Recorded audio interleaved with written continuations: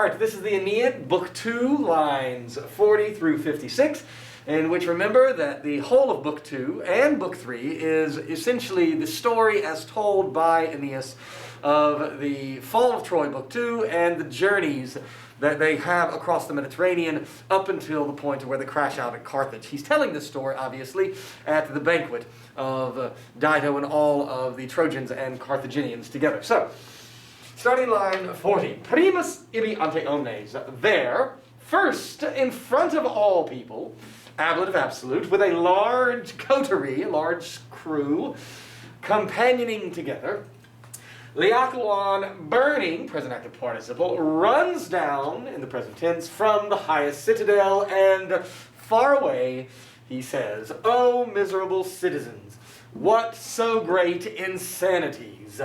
Do y'all believe that a verb of mental action can introduce an accusative subject, which hostes is, and all we have to do to ewectos, to make it into an infinitive, it is currently a perfect passive participle, weho, wehere, wexi, wectus, to carry, and then add an essay to it, and we have all of a sudden made a perfect passive infinitive. Do y'all believe that the enemies have been carried away? Or, do y'all think, present active verb, that ulla dona, any gifts, accusative plural neuter, lack the tricks of the Greeks? Kareo karere is a verb that is going to take an ablative object, and that is why dolis is in the ablative plural, dolus, doli. In such a way, seek Ulysses having been known, just add an S to it, and by doing so, you turn it from the participle, having been known, to a verb. In such a way, has Ulysses been known? This is, of course, Odysseus, noted for his cleverness.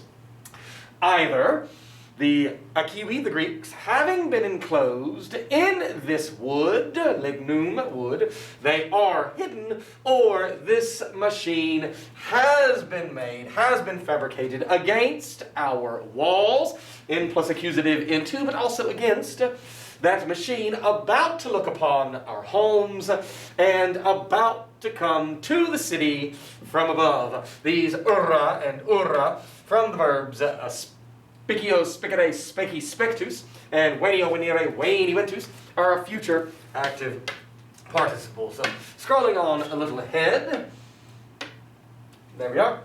So, it says either, out, or aliquis, some or any, aliquis, aliqui, or aliquis, aliquid, and then it is alicuius, alicuius, alicui, alicui, and so forth and so on.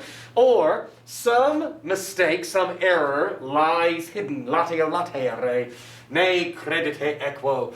Don't trust the horse. Credo credere is one of those verbs that require a dative object. And so that's why the horse is in the dative case. So don't trust the horse, Teucrians. Quid id est. Whatever, whenever you have like a quid or a quid, it's going to mean whoever, whatever. Quid, whatever it is, isse id, he, she, it. I fear the Greeks. Et can mean and, but it can also mean even bringing gifts. Present active participle modifying the Greeks. Sic fatus. Fatus comes from for, fari, fatusum, to speak.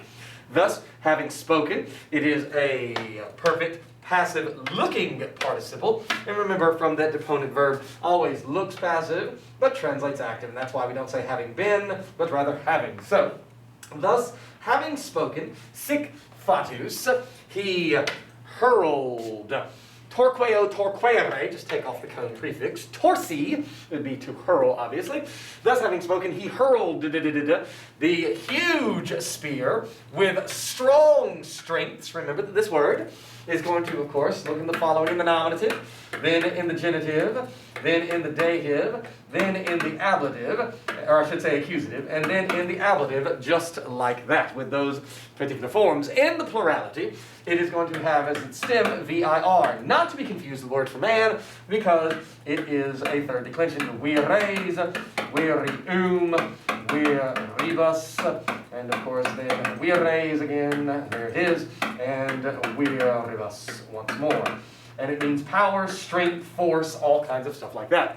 So, with strong strengths, into the side, in plus an accusative. That is an accusative because it is third declension, and its nominative, neuter form, is exactly the same as accusative. And so therefore, into the side, and into the belly of the beast, that belly curved with joints. And it's talking about the obvious, the joints or the places to where the planks of wood line up next to each other. It, that one, referring to the spear, hastam, trembling, it stood there, and with the uterus, the womb, having been struck, kutio, kutere, kusi, a concussion, percussion, with the womb having been struck, the hollow caverns sounded, not an infinitive because of the perfect stem, and they gave a groan.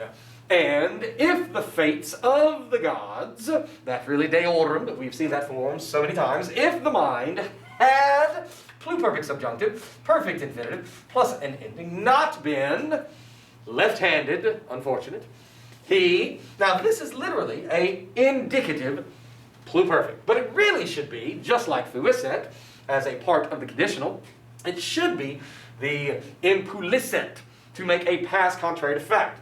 And that's exactly how we're going to translate it, contrary to fact, but he uses the indicative intentionally to force upon the situation that it would be a fact, but it's not. He would have compelled, he wants that to be a fact, but it did not happen, and Laocoon 1 did not do it. He would have compelled us, the Trojans, to defile, to mutilate the Greek hiding places with iron, with the sword, and Troy would stand. So we've gone from the pluperfect, past contrary to fact. If the subject had verbed, it would have verbed. So if the mind had not been left-handed, he would have done this. But now we're going into present, contrary to fact, and that would use an imperfect subjunctive, which is what you have there. Troy would now stand right now, nunc, and you, O tall citadel, O high citadel of Priam, you, O citadel, you, again, imperfect subjunctive, would remain. And it's at this time that we then are going to skip ahead to line 201. Thanks.